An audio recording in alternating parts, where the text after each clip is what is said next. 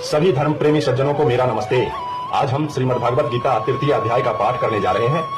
इससे पहले के भाग में हमने तृतीय अध्याय का एक भाग प्रस्तुत कर चुका हूं, जिसमें श्लोक संख्या 1 से 23 तक प्रस्तुत किया गया है। अब श्लोक संख्या 23 से आगे आज हम प्रस्तुत करने जा रहे हैं। श्रीमद् भागवत गीता का तृतीय अध्याय कर्म योग पे आधारित है। कर्म योग अर्थात भगवान श्री कृष्ण ने कर्म को योग की उपाधि दिया है।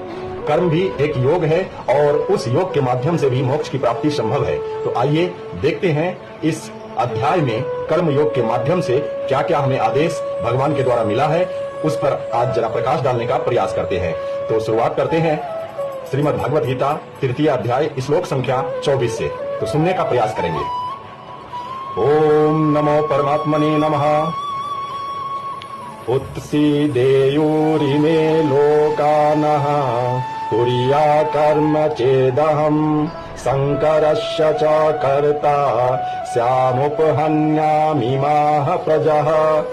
अर्थात इसलिए यदि मैं कर्म न करूं तो ये सब मनुष्य नष्ट भ्रष्ट हो जाए और मैं संकर्ता को करने वाला हूं तथा इस समस्त प्रजा को नष्ट करने वाला बनूं।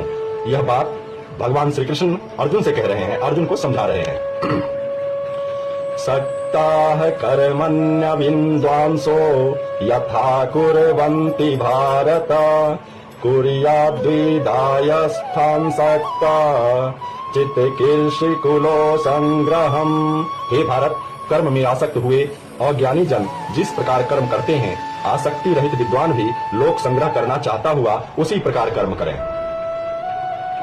न बुद्धि भेदम जनयेद ज्ञानाम कर्म संगिनाम जोषयेत सर्व कर्माणि विद्वान्न योक्तः समाचरन्।